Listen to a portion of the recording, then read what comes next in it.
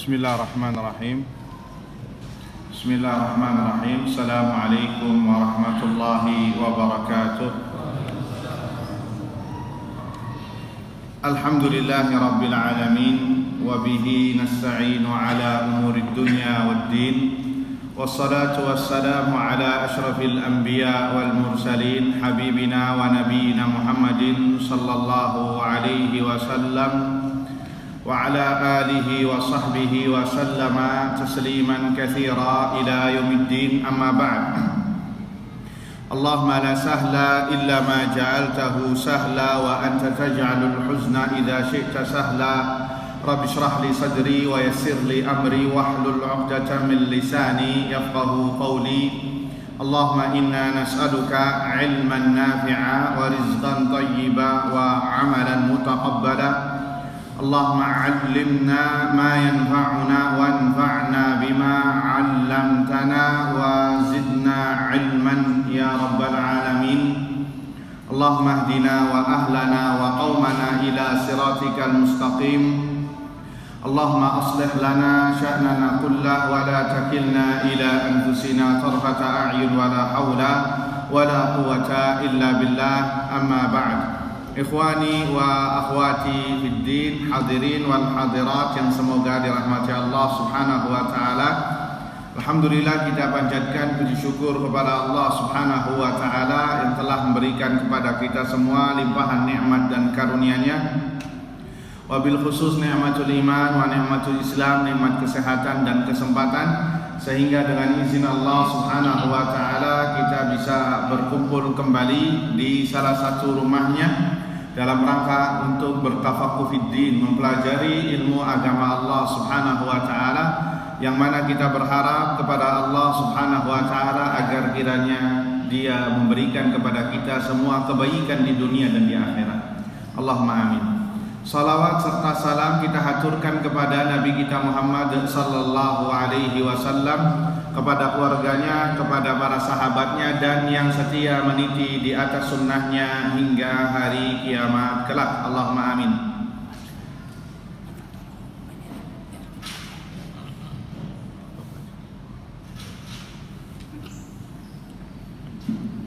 Sedang pemberitahuan kepada pemilik mobil ARV warna hitam dengan nomor polisi B1177, mohon untuk segera dipindahkan karena yang di sebelahnya akan berat. Assalamualaikum warahmatullahi wabarakatuh. Hadirin wal hadirat yang semoga dirahmati Allah Subhanahu wa taala. Salawat serta salam kita haturkan kepada Nabi kita Muhammad sallallahu alaihi wasallam, kepada keluarganya, kepada para sahabatnya, dan yang setia meniti di atas sunnahnya hingga hari kiamat kelak. Allahumma amin. Ikhwani wa akhwati fid din, a'azzani Allah wa iyyakum. Kembali membahas kitab Kun Salafiyan 'alal Jadah, jadilah salafi sejati, yang disusun oleh Fadilatul Ustaz Profesor Dr. Abdus Salam Ibn Salim As-Suhaimi hafizahullah taala.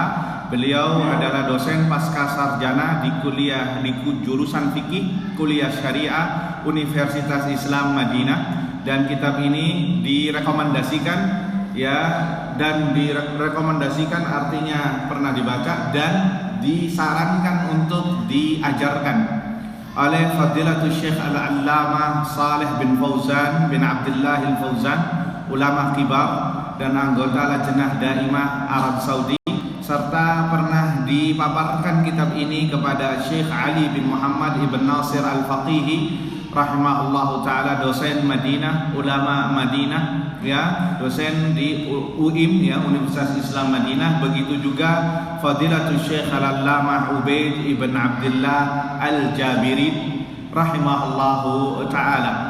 Taib, ikhwani wa akhwati fid din, azani Allah wa iyyakum. Masih berkenaan membahas tentang kaidah yang pernah kita bahas sebelumnya, tentang masalah apa? Tentang masalah anal ahkam al-usuliyah wal furu'iyah la tatimmu illa bi amrain.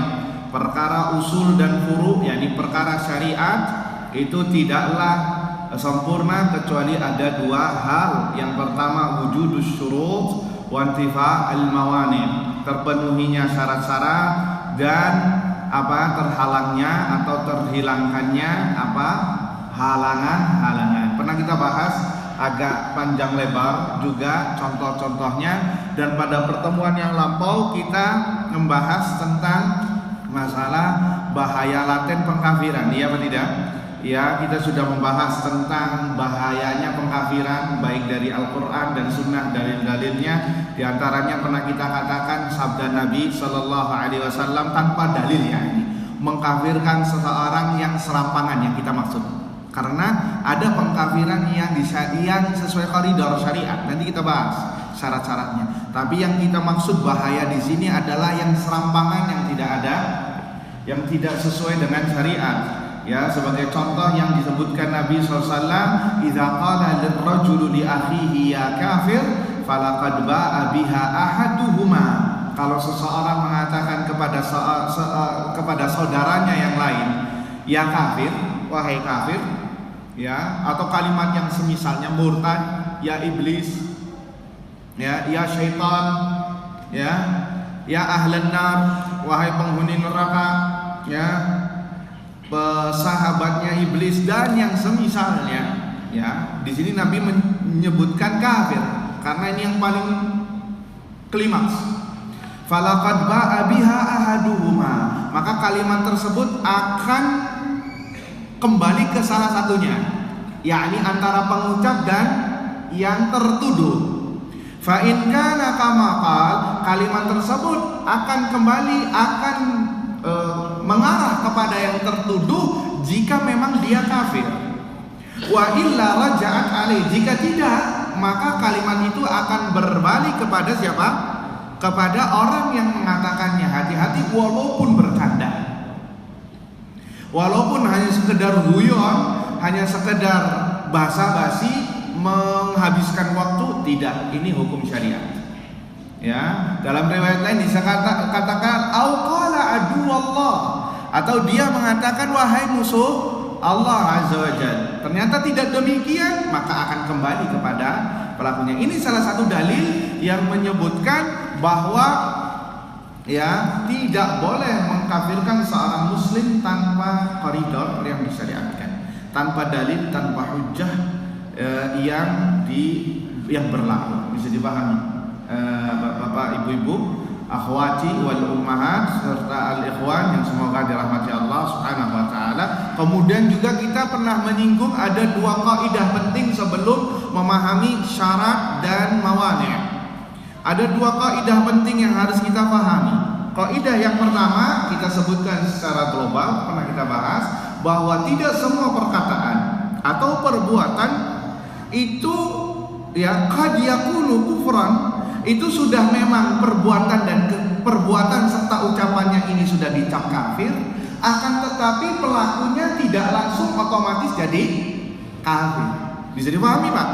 Tidak semua perkataan atau ucapan yang sudah dicap, yakni dicap di sini oleh syariat, itu perbuatan kufur, lantas pelakunya langsung menjadi kafir. Sampai ditegakkannya hujjah dan dihilangkannya apa? Dihilangkannya mawani'. Bahasa sini dikatakan sampai ditegakkannya hujjah, dihilangkannya syubhat. Dihilangkannya syubhat itu dihilangkan mawani', halangan-halangan. Bisa dipahami. Dan itu berlaku juga bagi pelaku bid'ah. Bagi yang mengamalkan bid'ah, mengamalkan kekufuran, mengamalkan bid'ah, mengamalkan maksiat. Ya, sekali lagi, tidak semua perkataan annal qawla awil fi'la qad yakunu kufran walakin sahibuhu la yakfur. Tidak bisa jadi perkataan dan perbuatan itu sudah kufur, akan tetapi pelakunya tidak langsung otomatis kafir sampai ditegakkan hujjah. Ya, sampai ditegakkan hujjah, dihilangkan syubhat. Dalilnya pernah disebutkan. Ada yang masih ingat, Pak, dalilnya? Ya. Mu'adz bin Jabal yang sujud kepada Rasulullah sallallahu alaihi wasallam. Apakah Rasul mengkafirkan Mu'adz? Tidak, karena Mu'adz enggak tahu atau punya ijtihad karena beliau melihat di Syam orang-orang mengagungkan para rajanya, sehingga kata Mu'adz, kalau begitu Rasulullah lebih pantas.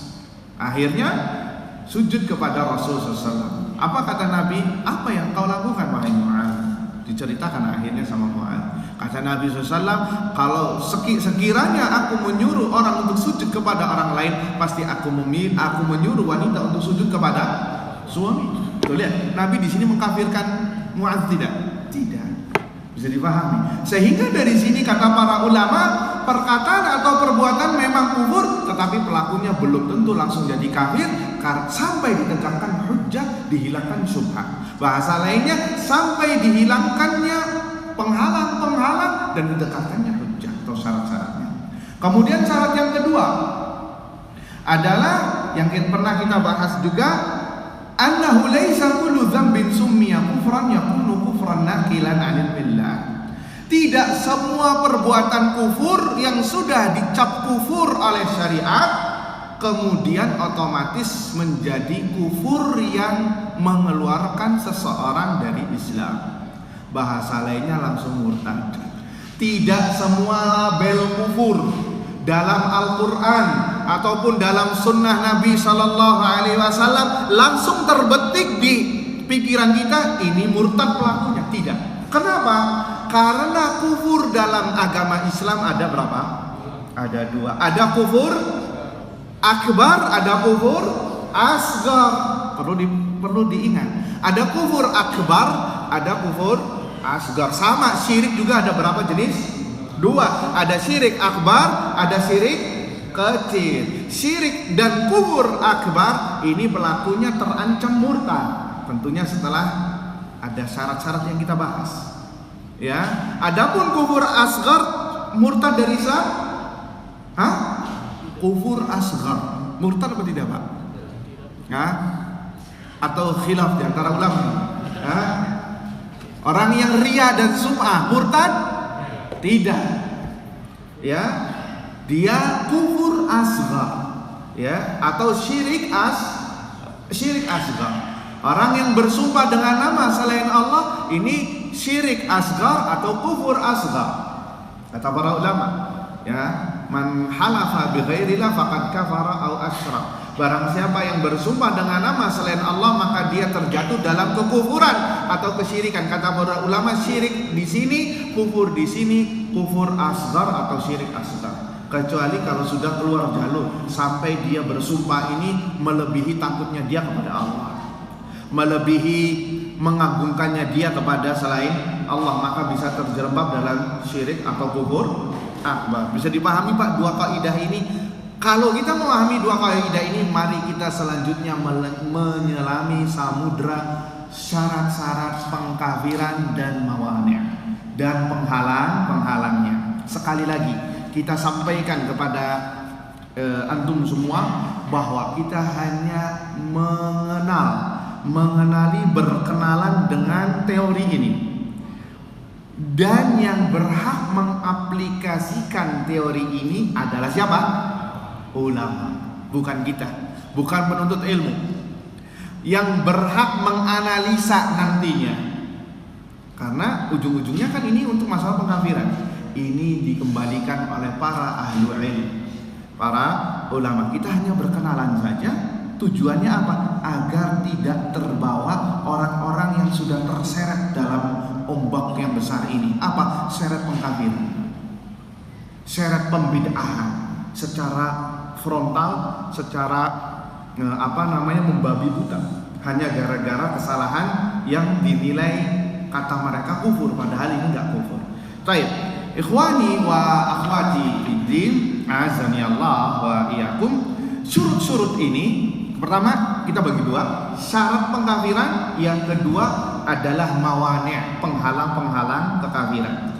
Syarat-syarat pengkafiran dan mawani' ini diambil, ya, dari istiqra, diambil dari berbagai nas, dalil dari Al-Quran dan Sunnah. Mereka para ulama yang sudah menghimpun dalil-dalil ini kemudian mengeluarkan poin-poinnya untuk bisa dipahami.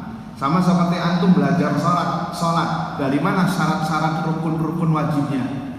dari himpunan para himpunan dalil-dalil yang ada.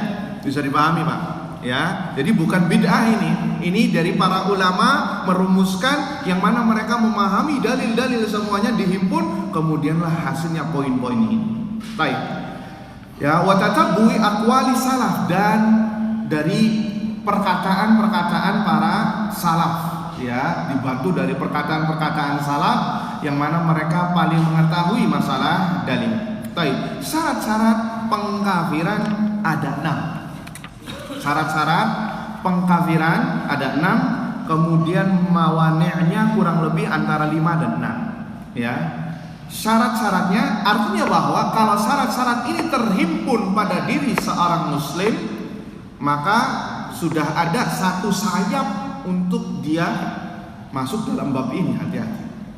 Yang pertama, an yudhira hadzal insanul kufra biqaulin aw fi'lin hatta wa in kana mudda'iyan lil Islam. Pertama kali dia menampakkan perbuatan kufur. Seorang muslim ini menampakkan, yakni melakukan dengan terang-terangan, ya, perbuatan kufur, baik itu perkataan ataupun perbuatan.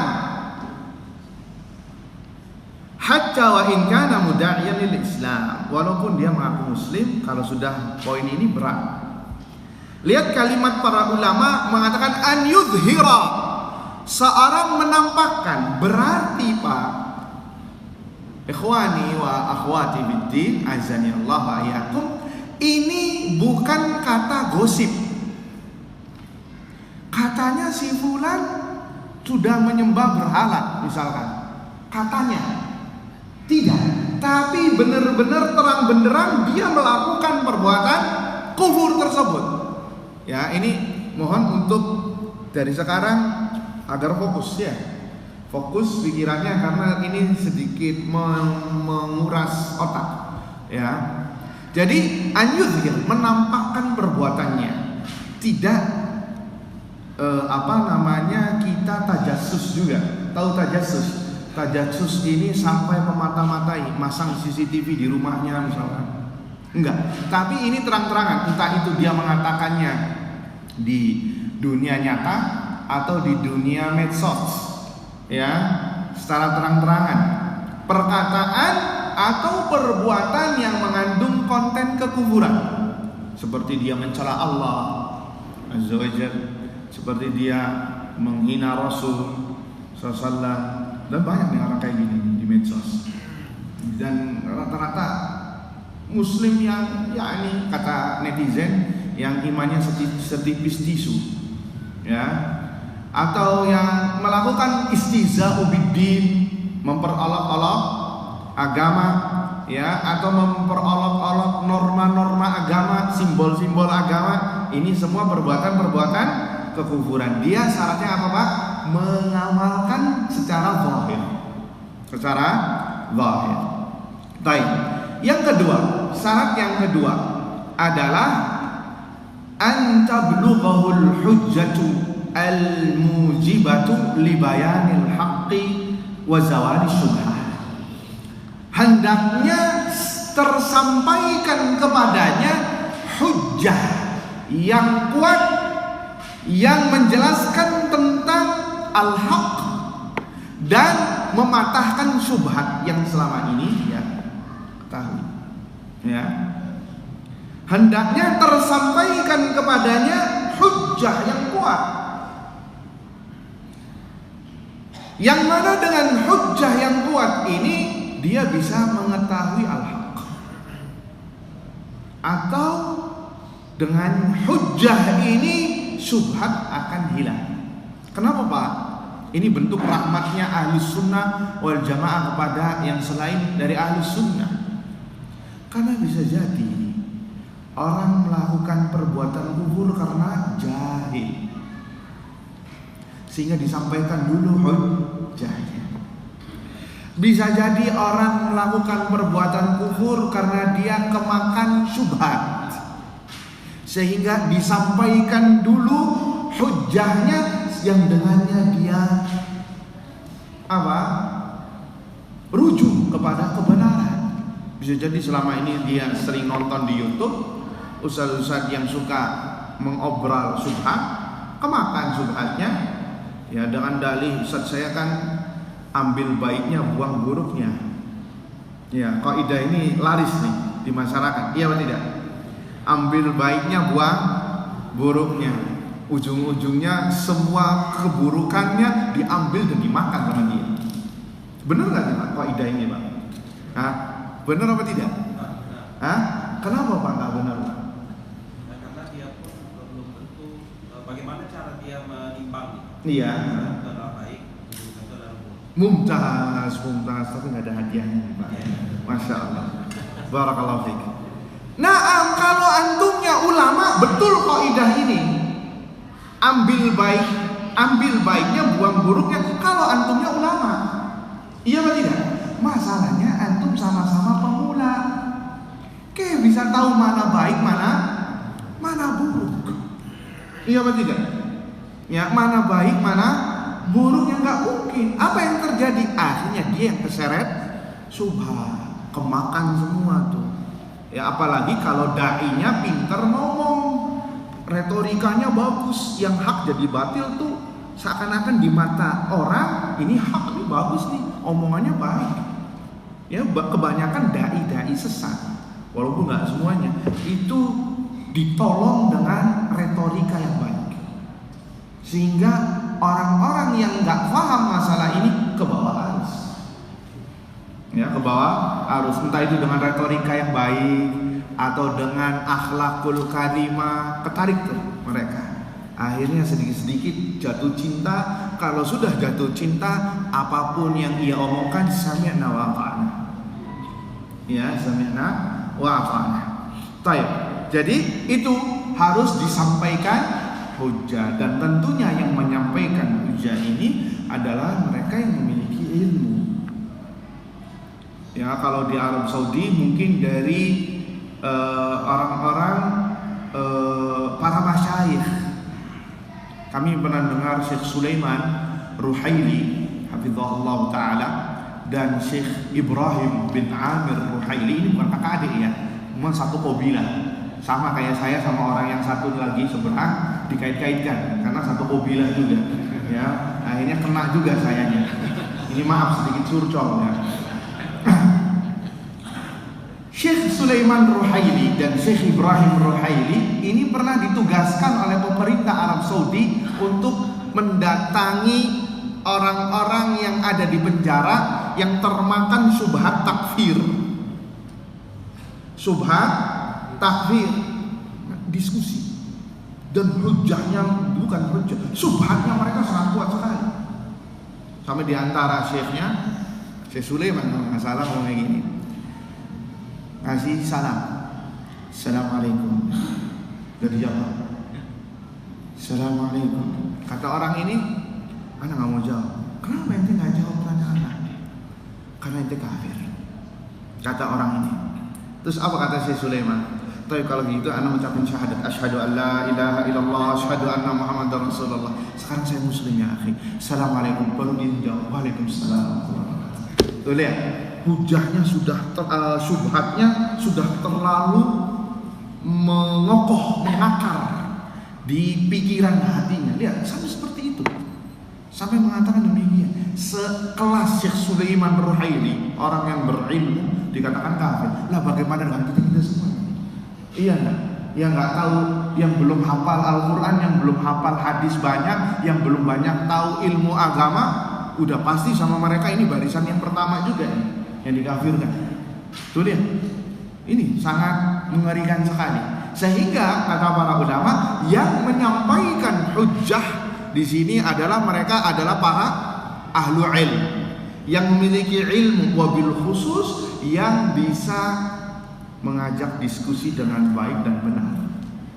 Karena tidak semua orang, hatta ahlu ilmu, belum tentu dia bisa berdebat, berdiskusi. Ada orang yang sama Allah dikasih ilmu banyak, tapi disuruh debat silent, nggak bisa. Ya, nggak bisa.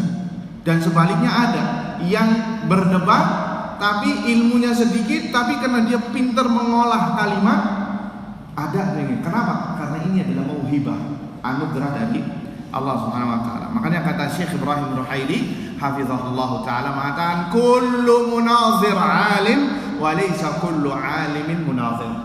Semua orang, semua yang bisa mendebat, berdiskusi, syaratnya dia harus alim, dan tidak semua alim bisa berdiskusi atau adu argumen. Makanya antum ya, apalagi orang yang sudah emosional tinggi ya, kemudian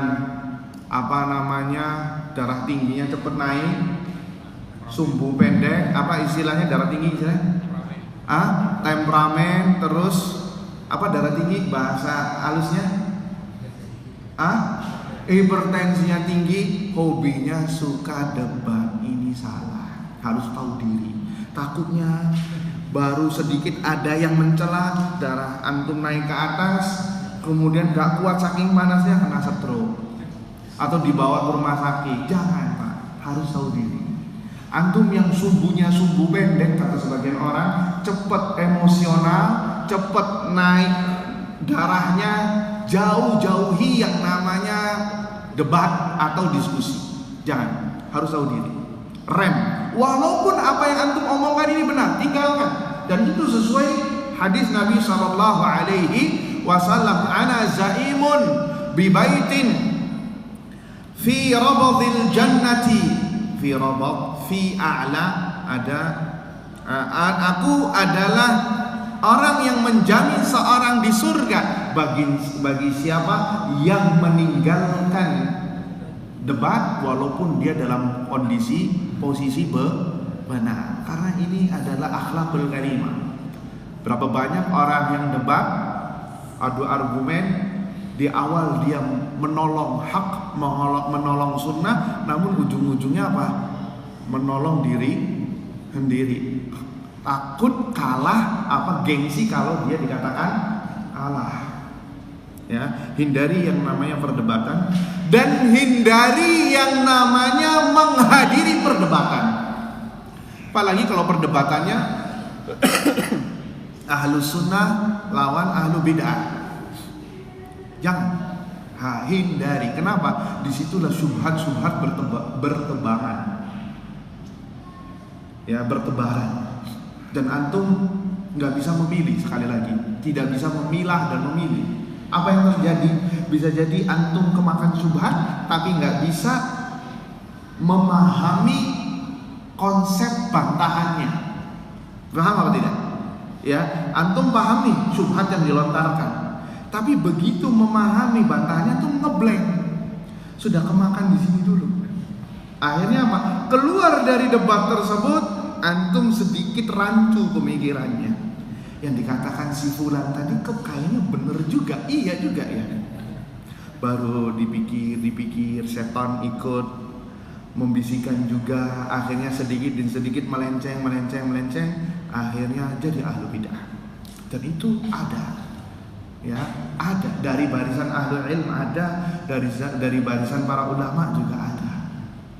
Ya, jadi perhatikan masalah ini. Baik, kembali ke poin nomor 2. Apa yang nomor 2? Antablughahu al-hujjah, disampaikannya hujjah yang bisa menjelaskan kebenaran dan menghilangkan syubhat. Poin yang ketiga, ayyuhal ikhwah, hadirin wal hadirat yang semoga dirahmati Allah azza wa jalla. Syarat yang ketiga adalah an yakuna balighan aqilan yafham. Hendaknya orang tersebut baligh, kemudian berakal serta memahami omongan, atau menyadari atau memahami perbuatannya, misalkan perkataan atau perbuatan. Ini penting. Baligh, dia baligh. Kalau belum baligh mengatakan perbuatan kufur, kena dosanya tidak? Tidak. Akil, berakal. Berakal di sini dia memang berakal. tidak lagi misalkan dalam keadaan seperti mabuk. Bisa jadi ada orang mabuk mencela Allah. Ya, kita tidak berbicara hukum mabuk atau tidaknya, kita sedang berbicara dia ngomong itu lagi nggak sadar. Itu yang kita maksudkan. Ya, aqilan yafham. Apa itu yafham? Dia yafham, memahami khitab. Contohnya dalam sini seperti orang tua renta itu kadang sudah nggak paham apa yang aku ngomongkan. Ya, dan ini diambil dari dalil Nabi Sallallahu Alaihi Wasallam, rufi'al qalamu an thalatha. Pena takdir ya diangkat dari 3 hal, yakni masalah dosa, masalah hukuman, masalah dosa. Anin naimi hatta yastayqin, dari orang yang tidur tentang orang yang tidur sampai dia kalau orang tidur membunuh ya keterlaluan, ya betul. Tapi orang tidur membunuh kena hukuman nggak? Tidurnya tidur pules, kena hukuman? Tidak. Kenapa? Karena dia lagi nggak sadar. Bisa dipahami? Ya, walaupun nanti ujung-ujungnya dia harus kena ganti rugi, misalkan harus bayar diat, bayar apa, tapi tidak berdosa. Bisa dipahami? Kenapa? Anin naimi hatta yastayqin wa anis sabi hatta yahtalim. Anak kecil sampai dia dewasa, balik. Wa anil majnuni hatta yaqin. Orang gila sampai dia sadar. Makanya maaf, orang gila telanjang berdosa tidak? Ya apa yang mau dosanya? Dia nggak ada akalnya. Ya, orang gila nggak sholat berdosa nggak? Enggak. Terus hisabnya gimana Ustaz? Orang gila ini, ada yang bisa menjawab? Hisabnya nanti di hari kiamat itu gimana orang gila? Mumtaz, barakallahu fiik. Hisabnya dari dia sebelum gila. Ya, kalau dia mati, gilanya sampai mati, maka yang dihisab, yang diperhitungkan amalannya adalah sebelum dia gila. Bisa dipahami? Nah, makanya di sini masuk dalam koridor yang pertama, balik, dia berakal, balik, dia dewasa, kemudian akil, berakal, dan yafham, memahami.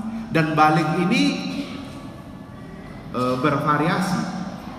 Ya, biasanya kalau perempuan dimulai dari haid, dari awal dia haid itu sudah dikatakan balik. Adapun laki-laki ini bervariasi. Ya, ada yang 9 tahun sudah balik, ada yang 10 tahun sudah balik, ada yang 15 tahun yang sudah balik. Itu dilihat dari apa? Dia sudah ihtilam, sudah mimpi basah, terus suaranya pecah, laki-laki, keluar apa ini namanya? Apa? Jakunnya, keluar tumbuh kumisnya, ya. Ini biasanya SMP sudah mulai sudah mulai bermunculan yang seperti ini. Ya. Wallahu taala alam. Kita lanjutkan poin keberapa sekarang? Poin ketiga menuju keempat. Kita lanjutkan ba'da salat al-isya. Nah, barakallahu fiikum.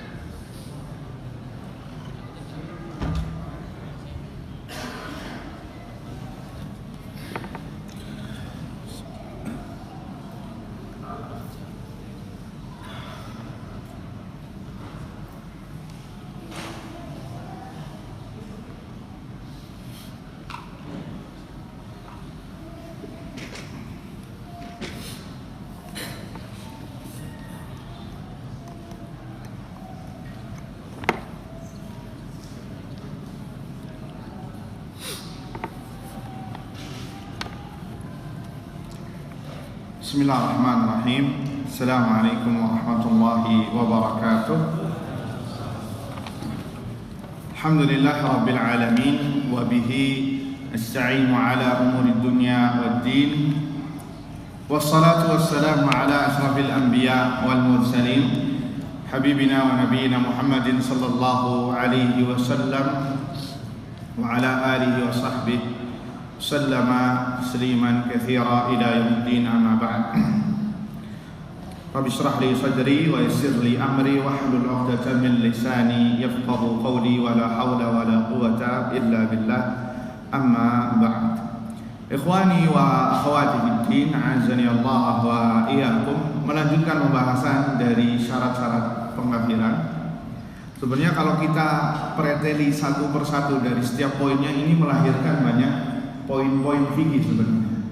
Cuman karena kita sedang tidak membicara masalah fikih, jadi lebih fokus kepada poin-poinnya. Kayak contohnya an yakuna balighan, dia ini balik. Kalau tidak balik, dia masih kecil. Apakah setiap yang dilakukan anak kecil itu berdosa atau tidak? Berdosa apa tidak? Tidak berdosa. Akan tetapi jika memberikan perbuatannya madarat atau menghasilkan hasil nilai yang madarat dari yang dilakukan anak kecil, siapa yang bertanggung jawab? Yang bertanggung jawab adalah walinya. Ini penting, kita sedikit singgung dan mohon jangan, ya nggak apa-apa tersinggung juga. Ya, seperti contohnya membawa anak kecil ke masjid sampai terjadi kegaduhan, entah itu di sholat 5 waktu ataupun di kajian. Naam, anak kecil nggak bisa disalahkan. Iya. Tetapi yang disalahkan siapa? Bukan orang tuanya, yang membawanya ke masjid. Yakni walinya, entah itu kakaknya, orang tuanya, entah itu pamannya. Kenapa? Karena dia yang paling tahu tentang anaknya, tentang yang dibawa. Karena orang macam-macam, ada anak kecil, ente jangan ribut, sholat sama abah sampai selesai, nurut, maka yang seperti ini tidak masalah, bahkan bisa jadi sunnah tarbiyah untuknya.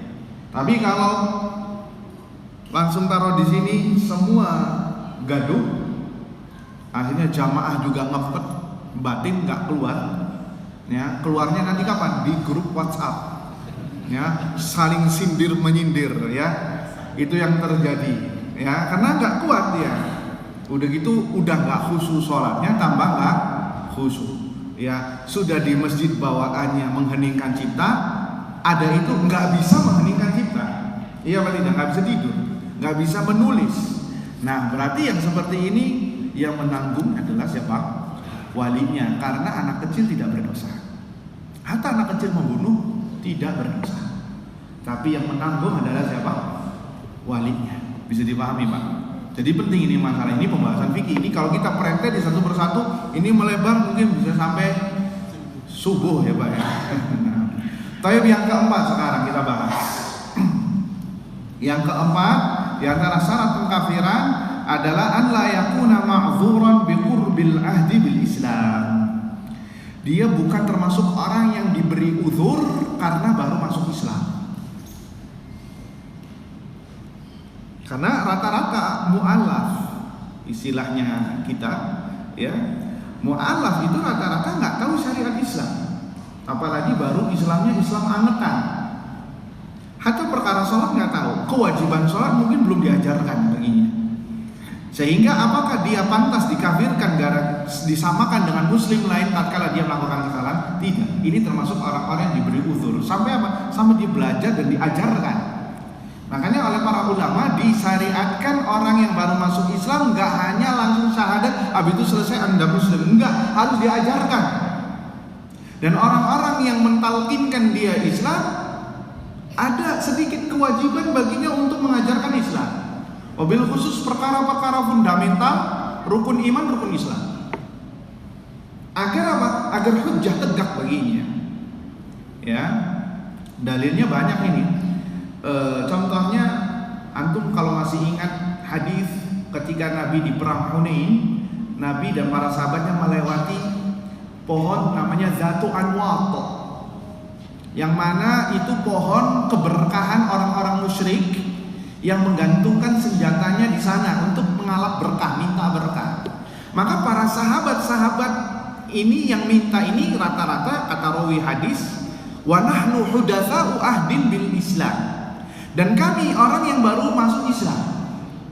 Kata rawi hadis, meminta kepada Rasulullah, ya Rasulullah, kita juga harus ada pohon yang mana bisa menggantungkan senjata kita agar mendapatkan keberkahan sebagaimana yang mereka lakukan. Tuh lihat perbuatan ini, perbuatan yang menjurus kepada kesyirikan. Lihat apakah Nabi langsung memvonis mereka ente ini kafir? Tidak. Nabi langsung mengingkarinya, ya, mengingkari sekaligus memberikan pengajaran. Perbuatan kalian ini sama seperti Bani Israel kepada Musa, ij'al lana ilahan kama lahum aliha innakum qaumun tajhalun. Ya, perbuatan kalian ini seperti perbuatan Bani Israel kepada Musa yang meminta request kepada Musa, wahai Musa, hendaknya kita juga harus punya Tuhan selain Allah sebagaimana mereka orang-orang musyrik punya Tuhan. Minta kepada Musa. Disamakan sama Nabi sallallahu alaihi wasallam, innakum qaumun tajhalun. Kalian ini orang-orang yang jahil. Lihat, di sini Nabi tidak memberikan hukum apa-apa kepada mereka. Karena apa? Karena mereka baru masuk Islam. Sehingga ada istilah fikih bagi mu'allaf, ya, kalau sudah masuk Islam maka kewajiban dia untuk sholat walaupun dia belum hafal Al-Fatihah. Al-Fatihah kan kita tahu rukun, iya atau tidak? La salata liman lam yaqra bi Fatihatil kitab, kata Nabi. Tidak sah salat seorang yang tidak membaca Al-Fatihah. Tapi dia tidak baca, belum hafal Al-Fatihah. Apakah gugur salatnya? Tidak. Lakukan salat walaupun enggak baca Al-Fatihah. Sampai kapan? Sampai dia belajar dan harus belajar. Bisa dipahami? Baik. Yang kelima, an la yakuna mukrahan. Dia dalam kondisi tidak terpaksa. Dia dalam kondisi tidak ada paksaan ini paksaan yang kuat, bukan hanya paksaan gertakan. Terkadang mungkin bisa jadi orang itu mengatakan perbuatan kufur atau ucapan kufur karena ada paksaan. Seperti contoh kasusnya siapa? Ammar ibn Yasir. Mumtaz. Lihat Ammar ibn Yasir, keluarganya ini disiksa oleh dedengkot Quraisy. Ibunya Sumayyah ini awal syahidah fil Islam. Syahid pertama dalam Islam, ditombak, maaf, kemaluannya, ya, sampai mati, meninggal. Ya, kemudian juga bapaknya disiksa sampai mati. Ya, akhirnya Nabi mengatakan kepada Ammar, sabran ala Yasir, kepada Yasir, ya, sabran ala Yasir fa inna maw'idakumul jannah. Sabarlah kalian wahai keluarga Yasir atau keluarga Ammar, karena insyaallah kedudukan kalian, tempat kalian adalah di surga. Dan ya, Ammar ini masih disiksa sama dedengkot Quraisy hingga akhirnya nggak kuat, disuruh untuk ngomong Lata wal Uzza, kufur kepada Muhammad. Dia mengatakan kalimat kufur tadi. Akhirnya resah Ammar ibn Yasir ini dan mengadukan kepada Rasulullah sallallahu alaihi wasallam, "Ya Rasulullah, apakah saya kafir disebabkan saya mengatakan ucapan kufur tadi?" Karena diintimidasi. Kalau tidak saya bisa kasusnya seperti bapak dan ibu saya meninggal. Maka turunlah firman Allah Azza wa Jalla berkaitan dengan Ammar ibn Yasir radhiyallahu taala anhuma, surat An-Nahl 106. Allah Azza wa Jalla berfirman, "Man kafara billah min ba'di imanihi illa man ukriha wa qalbuhu mutmainnun bil iman walakin man syaraha bil kufri sadran fa alaihim ghadabun minallahi wa lahum azabun azim." Ini berkenaan dengan ceritanya Ammar ibn Yasir dan orang-orang yang semisal dengannya. Barang siapa yang kafir kepada Allah Azza wa Jal setelah iman kepadanya, setelah datang keimanan kepadanya, kecuali kata Allah Man ukriha, yang orangnya dipaksa, diintimidasi untuk melakukan perbuatan kufur. Wa qalbuhu mutmainnun bil iman, sedangkan hatinya dipenuhi dengan keimanan. Yakni keadaannya asli. Ini yang tidak, kata Allah. Walakin man syaraha bil kufri sadra, akan tetapi yang mengucapkan kalimat kufur dengan hatinya, yakni dari hatinya, pilihannya, fa alaihim ghadabun minallah wa lahum azabun azim, maka baginya murka dari Allah dan azab yang pedih. Sehingga kata para ulama, orang yang diintimidasi, dipaksa dengan paksaan yang hakiki, bukan hanya sekedar gertakan, awas, bukan hanya sekedar gertakan, maka ini tidak dianggap jatuh dalam perbuatan kufur. Dan ini masuk merambah ke permasalahan fikih lainnya, masalah talak. Antum Pak ketemu di jalan sama preman atau dibegal, langsung nodongan, misalnya ini contoh bapak ya, Pak siapa Pak, maaf Pak, Pak Dodi, ini saya kasih misal nggak apa-apa ya, Pak Dodi, ini naudzubillah, jangan sampai seperti itu, Allahumma shayyiban nafi'an. Ketika di luar bapak ketemu begal ya, kemudian nodongin pistol, Pak Dodi, dia tahu ini orang ini tahu tentang antum, tahu keluarga antum, cepat ceraikan istri antum, sambil nodongin pistol ke kepala beliau. Kalau tidak saya tembak sekarang. Dan Pak Dodi tahu ini begal, orangnya juga tahu, ya nggak main-main, dia bukan sekedar gertakan. Kalau tidak menuruti omongannya, maka nyawa taruhannya. Bisa dipahami. Ini contoh paksaan yang benar-benar paksaan, bukan sekedar gertakan. Maka dia akhirnya mengucapkan talak kepada istrinya. Nah, ketika beliau mengucapkan talak kepada istrinya, terjatuh tidak talaknya? Tidak. Kenapa? Karena ini adalah dipaksa. Masuk ke ranah fikih lainnya, termasuk antum puasa dipaksa untuk datang ke warteg, kalau enggak bisa saya bunuh, misal sebagai contoh, antum akhirnya makan warteg sampai 2 piring misalnya.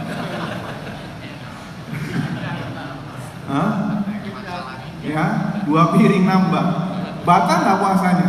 Gak batal. Kenapa? Karena antum judulnya dipaksa. Bisa dipahami. Jadi ini ranah fikih kemana-mana ini, ya. Tapi kalau hanya sekedar gertakan, kemudian antum turuti, terjatuh. Contoh kasusnya, dan ini banyak terjadi, wabil khusus pengantin baru. Ketika menikahnya di bulan Sya'ban, di bulan Rajab, ini hati-hati, jangan menikah di Sya'ban, di bulan Rajab. Ramadannya ini bisa batal. Iya apa tidak? Banyak pertanyaan yang masuk yang senada seperti ini. Ustaz, suami saya ngancem Ustaz, kalau nggak nuruti kemauannya saya bisa ditalak. Ya, di siang hari bulan Ramadan, bukan di malam hari. Akhirnya di antara pertanyaan para ulama, paksaannya hanya sekedar gertakan atau benar-benar merealisasikan gertakannya tadi, paksaannya tadi. Kalau hanya sekedar gertakan, ayo fulana masuk kamar, dia langsung takut, langsung mengiyakan, maka dia terkena dosa dan harus bayar kafar, puasanya batal. Tapi kalau ente nggak nurut sama anak, bisa jadi kan suaminya lagi sakit, kemudian setelah makan mie instan 2 bungkus syahwatnya naik, ya melihat istrinya bak bidadari turun dari surga, setan biasa, walaupun setan diikat, ada setan fotokopian, ya akhirnya ayo ke kamar. Kalau ente nggak mau, anak talak ente. Karena takut seperti itu, maka dia turuti suaminya. Maka yang seperti ini dia tidak terkena kafarat. Dia tidak terkena kafarat, walaupun ada khilaf di antara ulama apakah puasa dia batal apa tidak. Ini khilaf di antara ulama, bisa dipahami Pak. Tapi yang jelas nggak kena kafarat. Kafarat puasa ini nggak main-main. Berpuasa 2 bulan berturut-turut nggak boleh batal. Nggak boleh satu hari ada yang batal kecuali karena sakit atau safar, yang safar benar-benar safar, bukan safar tipu daya, atau karena Id. Kalau ada satu batal, diulangi lagi dari pertama. 2 bulan berturut-turut 60 hari. Dan itu bukan pilihan, kan ada puasa 2 bulan sama apa? Memberi makan 60 fakir miskin. Itu setelah Anda nggak bisa berpuasa. Dan itu antara Anda dengan Allah Subhanahu wa taala, bukan pilihan. Jadi nggak main-main. Ya. Jadi pembahasan masalah ini melebar ke masalah fikih yang lainnya. Kemudian yang keenam, ikhwani fiddin azani Allah wa iyyakum. Yang keenam adalah anla yakuna jahilan, tidak jahil dalam perkara agama.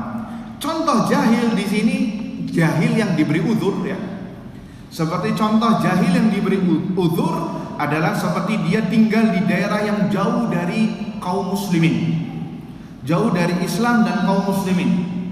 Mungkin kalau di Indonesia bisa tinggalnya di Papua misalnya, atau di pedalaman Kalimantan, atau dia mungkin tinggal di pedalaman Rusia, Amazon, Brazil misalnya, jauh dari kalimat Islam dan kaum muslim.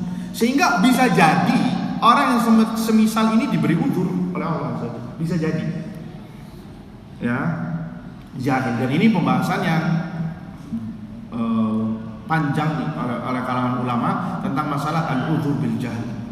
Apakah orang jahil itu diberi uzur? Ini khilaf yang sangat panjang di kalangan ulama. Wallahu taala alam. Ada yang bertengah-tengah dalam masalah ini, itu dikembalikan ke keadaannya. Kalau dia hidup di sini, di Tangerang Selatan, kemudian ditanya, ya akhi kenapa ente minum khamar? Ya Allah ya akhi, saya jahil. Diterima jahilnya? Lah, anda jahil karena ente nggak mau belajar. Ya Syekh, saya nggak tahu zina ini haram, makanya jangan dihukum, nggak bisa. Kenapa ente jahil? Itu tinggal di mana? Tangerang, nggak bisa. Tangerang banyak pengajian, bisa dipahami. Ya, ini pembahasan khusus di kalangan ulama. Tapi ikhwan fillah azani Allah wa iyyakum, ada sekitar 10 menit lagi. Mawani' hukum kita sebutkan secara ringkas. Mawani' hukum, mawani' takfir, penghalang-penghalang kekafiran itu lawan dari syarat. Dan biasanya kalau syaratnya terpenuhi, maka mawani' takfirnya pun juga hilang pada saat itu juga. Biasanya hilang. Yang pertama adalah an la yudhira minhu ma yujibul kufra biqaulin aw fi'lin. Di antara penghalang kekafiran, dia tidak melakukan perbuatan kekufuran sama sekali. Tidak menampakkan perbuatan kekufuran sama sekali. Entah itu perkataan ataupun perbuatan. Ya, dia menampakkan. Bisa jadi ada isu yang beredar demikian misalkan, tapi dia tidak menampakkan, maka tidak boleh dihukum. Kemudian yang kedua, di antara mawani' takfir, an la taquma alaihi hujjah, tidak ada hujjah yang sampai kepadanya. Ya, tidak ditegakkan hujjah kepadanya. Bisa jadi belum sampai hujjahnya, atau dia termakan syubhat, atau li jahlihi bisa babi bu'diyan diaril Islam, atau karena kejahilan dia yang tinggalnya jauh dari peradaban kaum muslimin. Itu yang kedua. Ya, jadi lawan dari syarat semua. Kemudian yang ketiga, di antara penghalang kekafiran adalah as-sigharu wal junun wa kaunuhu haraman la ya'i ma yuqalu lah. Anak kecil yang belum balik, orang gila yang enggak waras, atau orang tua renta yang sudah pikun dan enggak bisa memahami obrolan. Kalau diajak ngomong sudah ngelantur. Nah, ini bagian dari penghalang kekafiran. Kalau orang-orang yang seperti ini, orang tua renta, misal sudah ngomongnya ngalor ngidul, sudah mungkin bisa ucap kalimat-kalimat yang tidak baik dan kekufuran, maka tidak dikafirkan. Ya, karena dia bagian dari penghalang kekufuran. Kemudian yang keempat adalah jahluhu bima taqumu bihil hujjah. kejahilan dia terhadap hujjah yang ditegakkan kepadanya, atau yang tegak, yang sudah ada. Hujjah sudah ada, tapi dia masih belum memahaminya. Bisa jadi maksud dari poin keempat ini, ya, tidak ada orang yang menjelaskan hujjah kepadanya dari kalangan ahlul ilm.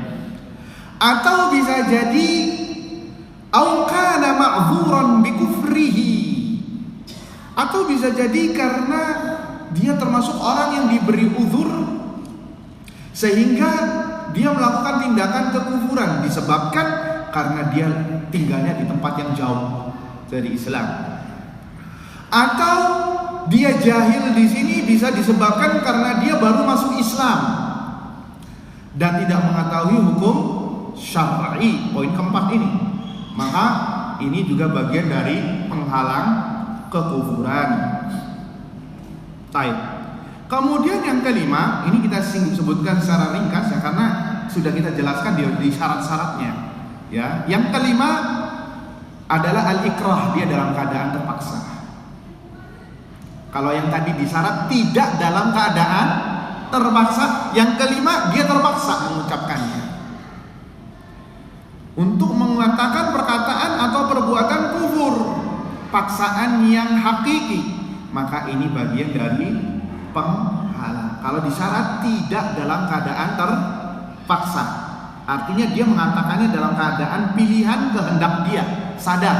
Adapun ini dalam keadaan intimidasi. Ya, ini yang kelima. Dan itulah syarat-syarat serta penghalang-penghalang kekufuran. Ini kita mengenalinya sebagai bentuk, ya, kita tahu tentang masalah ini agar tidak terjerembab dalam fitnah yang beredar di masyarakat. Karena banyak anak muda yang baru ngaji kemarin sore, kecemburuan agama yang sangat tinggi, akhirnya ketemu sama kelompok-kelompok takfiri, ya, atau kelompok-kelompok yang suka mentahdzir kaum muslimin ahlus sunnah wal jamaah. Akhirnya apa? Ikut-ikutan jadi jamaah tahdzir. Ada fulan mubtadi' ahlu bid'ah, ini manhajnya nggak benar, ini fulan begini, ini mencela-mencela, oh ada fulan kafir, ini. Nah, penting kita untuk memahami masalah ini. Sekali lagi, ini poin hanya ulama yang otak-atik yang bisa mengeluarkan seseorang dari ahlu sunnah menjadi ahlu bid'ah atau dari Islam menjadi kafir adalah para ulama setelah syarat-syaratnya lengkap dan setelah penghalang-penghalangnya dihilangkan. Dan ini adalah fitnah yang terjadi di zaman sekarang. Ya, harus hati-hati, waspadalah ya, dan mudah-mudahan kita semua setelah mengetahui poin ini kita menjadi orang yang berhati-hati. Terakhir ada nasihat dari Umar bin Abdul Aziz, khalifah kaum muslimin dari kalangan Umayyah, ya, mengatakan di sini disebutkan wahazihi fal wajib 'alal muslim, ini bukan perkataan Umar bin Abdul Aziz, maka wajib bagi seorang muslim untuk memperhatikan poin-poin ini dan menta'ammulinya, mentadabburinya. Kenapa? Karena fitnah sudah banyak menyambar kepada kaum muslimin, dengan banyaknya kaum muslimin yang masuk ke dalam lubang takfir ini, mengkafirkan kaum muslimin atau membid'ahkan kaum ahli sunnati wal jamaah tanpa ilmu. Sekali lagi, tanpa ilmu.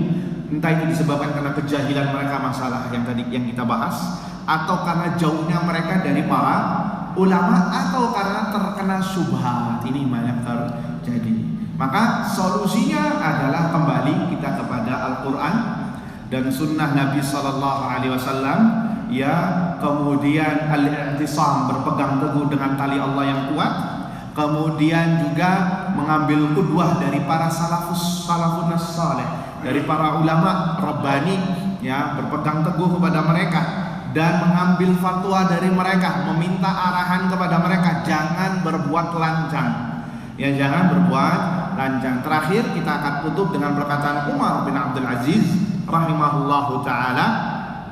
Beliau mengatakan, sanna Rasulullah sallallahu alaihi wasallam wa wulatul amri min ba'dihi sunana Rasulullah sallallahu alaihi wasallam telah memberikan sebuah pedoman, ajaran-ajaran, begitu juga para khulafa ar-rasyidin setelahnya, yakni apa? Al-akhdhu biha tasdiqu li kitabillah wastikmalu li ta'atillah. Maka barang siapa yang mengambil sunnah-sunnah tersebut sebagai bentuk tasdiq, pembenaran terhadap Al-Quran Al-Karim, ini nasihat Umar bin Abdul Aziz, adalah wastikmalu li ta'atillah, dan menyempurnakan ketaatan dia kepada Allah subhanahu wa ta'ala, wa quwwatin ala dinillah.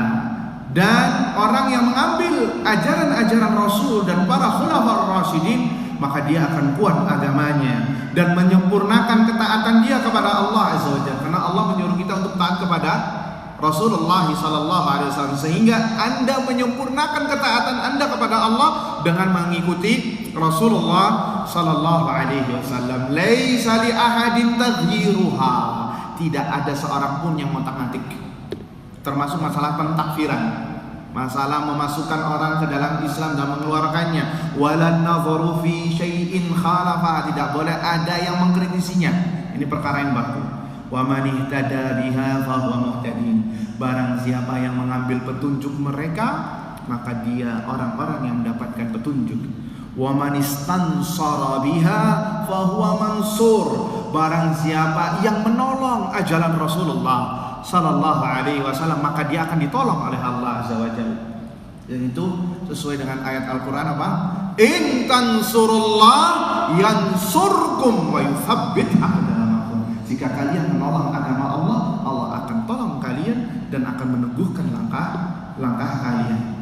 Ya, wa man ihtada biha fa huwa muhtadin wa man khalafaha, dan barang siapa yang menyelisihi ajaran Rasulullah sallallahu alaihi wasallam, wattaba'a ghaira sabilil mu'minin, dan mengikuti jalannya bukan jalannya para sahabat Nabi sallallahu alaihi wasallam, wallahullahu ma tawalla, maka Allah akan biarkan dia dengan penyimpangannya, dengan kesesatannya, wa aslahu jahannam, kemudian Allah akan hitung-hitungan nanti di neraka jahanam, akan masukkan dia ke neraka jahanam, wasa'at masira, dan neraka jahanam seburuk-buruk tempat kembali. Ini diambil dari surat An-Nisa ayat 115. Wallahu ta'ala a'lam bishawab. Semoga apa yang dibahas bisa menjadi perenungan, pembelajaran bagi kita semua, dan bisa mencerahkan kita semua, dan bisa diambil poin-poin faedah-faedah dan bisa direalisasikan dalam kehidupan sehari-hari kita. Wallahu ta'ala a'lam bishawab. Baik, sebelum ditutup, jika ada yang mau bertanya secara langsung dulu, ada. Ini pertanyaannya Masya Allah bikin cerpen panjang. Nah, ada yang mau bertanya?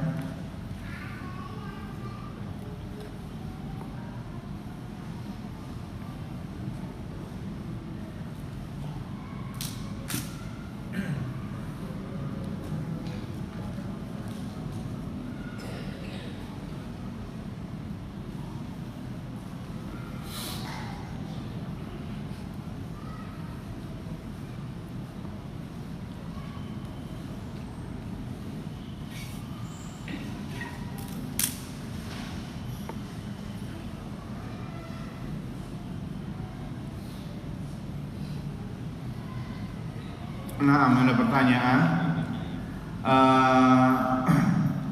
Ini Masya Allah ya, cerita curhat. Pertanyaan titipan dari tetangga Ustaz. Oh, dari tetangga. Subhanallah. Tetangganya hadir kan nih Pak ya? Seorang tetangga datang ke istri Ana dalam keadaan menangis, kebingungan, menceritakan perzinahan ibunya dengan suaminya. Apa nih maksudnya ya? Perzinahan ibunya dengan suaminya yang berjalan cukup lama, karena nggak ada titik koma ya, jadi bingung. Kejadiannya ini tidak pernah dia ceritakan walaupun kepada bapaknya sampai dia membatin dan dapat penyakit jantung. Singkat cerita, ibunya mati dan dia minta cerai ke suaminya. Akan tetapi suaminya memohon dan berjanji taubat. Akhirnya si istri memberi kesempatan kedua. Namun perjanjian ini pernyataan ini maksudnya dilanggar oleh suaminya dengan dia berselingkuh dengan wanita lain. Sampai saat ini pertanyaan dia Ustaz, maksudnya pertanyaan tetangganya ini Ustaz kepada dia, bagaimana sikap si istri ini Ustaz atas semua ini, dan apakah dia boleh meminta cerai sedangkan mereka sudah punya anak, umur pernikahan mereka sudah 14 tahun. 14 tahun masih sedikit Pak. Ya. Wallahu ta'ala alam, ini fitnah dan musibah yang banyak terjadi melanda rumah tangga kaum muslimin. Cerai, singkat cerita ya, cerai tidak semuanya buruk. Cerai tidak semuanya buruk. Hukum cerai itu mirip seperti hukum nikah. Nikah hukum asalnya sunnah, tapi bisa menjadi wajib, bisa menjadi mubah, bisa menjadi makruh, bisa menjadi haram. Nikah tergantung dari keadaan siapa yang mau menikah dan niatnya. Nikah hukum asalnya sunnah, yakni sunnah ajaran Rasulullah SAW. Ya, nikah sunnati kata Nabi SAW. Nikah itu adalah ajaran sunnahku. Tapi dari perspektif hukum fikih wajib, sunnah, mubah, haram, ya hukum asalnya dia ajaran Rasulullah SAW. Hukum asalnya adalah sunnah. Hukum asalnya apa? Kita kembalikan ke 5 poin ini. Kapan nikah itu menjadi wajib? Ini minta waktunya 5 menit boleh? Boleh? Sabar dulu boleh? Nah, nikah hukum asalnya wajib kapan terjadi? Jika orangnya syahwatnya sudah tidak bisa terbendung, dan kalau tidak segera disalurkan irigasinya, nanti bisa ke lembah yang haram, terjatuh dalam zina, dalam hal yang diharamkan oleh Allah Azza wa Jalla. Dia sudah membendung nih, ibarat gunung mau meletus, tapi belum nikah. Maka nikah untuk orang tersebut hukumnya apa? Wajib. Jika dia menunda-nunda nikah, maka bisa berdosa. Itu hukum nikah. Hukum nikah, hukum asal, hukumnya sunnah. Kapan? Sama seperti yang tadi, dia punya syahwat tapi masih bisa ditahan, masih bisa dibendung, dan tidak mudah dan tidak terjebak ke dalam maksiat. Kalau tadi kalau tidak segera menikah, maka bisa terjerembab dalam hal yang haram. Kalau ini dia masih bisa menahan dan bisa bersabar, maka hukum nikah di sini hukumnya apa? Sunnah. Hukum nikah hukumnya itu adalah makruh. Kapan? Kalau dia tidak memiliki syahwat kepada wanita. Bahasa lainnya bisa terkena lemah syahwat, sehingga kalau dia menikah hukumnya apa? Makruh. Karena nanti yang kasihan siapa? Istrinya nanti. Ya, hukumnya ini makruh. Nikah hukumnya haram. Kapan? Kalau dia menikahi wanita bukan karena dalam rangka ya yang tadi telah kita sebutkan, tapi dalam rangka untuk merebut harta si wanita, misal, atau untuk merebut kekuasaan, atau untuk mendapatkan jabatan dan lain sebagainya, niat-niat yang buruk, maka nikah di sini hukumnya apa? Haram. Bisa dipahami. Nah, begitu juga dengan perceraian. Perceraian hukum asalnya, walaupun ini khilaf di antara ulama, hukum asalnya mungkin sesuatu yang dimubahkan, dan ada yang mengatakan makruh, tapi bisa menjadi wajib, bisa menjadi sunnah, bisa menjadi haram. Kapan itu wajib?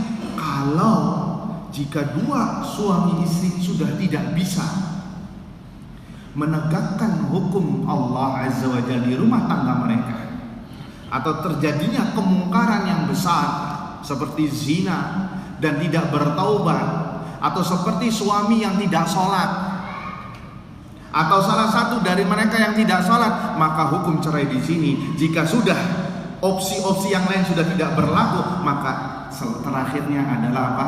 Cerai hukumnya wajib.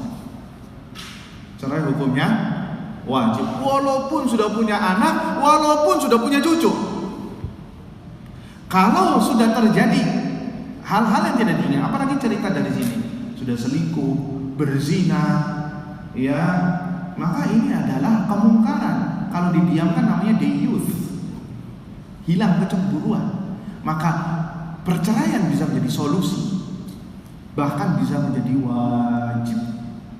Kalau tidak maka bisa berdosa, kecuali kalau memperbaiki keadaannya, seperti dia bertaubat kepada Allah dengan taubat nasuha dan lain sebagainya. Ya, begitu juga bisa menjadi sunnah, bisa menjadi makruh, bisa menjadi yang diharamkan. Kenapa? Karena nggak ada sebab. Misal wanita meminta cerai kepada suaminya tanpa sebab, maka haram baginya surga. Ayyuma imra'atin talabat min zawjiha talaqa min ghairi ba'sin fal jannatu 'alaiha haram, kata Nabi sallallahu alaihi wasallam. Wanita mana saja yang meminta kepada suaminya perceraian tanpa ada uzur yang dibenarkan, maka surga haram baginya. Ya, surga haram baginya. Wallahu taala alam. Itu secara global jawaban yang bisa kita sampaikan. Inginnya saya preteli sedikit, tapi jamaah sudah kelihatannya gelisah, ya, ngelihat jam kanan kiri, dan saya pun juga sama rada gelisah, Pak. Ya, wallahu taala alam bisawab. Semoga apa yang disampaikan bermanfaat untuk kita semua. Wal afu minkum atas kepanjangan waktunya, mudah-mudahan bermanfaat. Kita tutup dengan doa kafaratul majlis. Subhanakallahumma wa bihamdika asyhadu an la ilaha illa anta astaghfiruka wa atubu ilaik. Tsumma assalamu alaikum warahmatullahi wabarakatuh.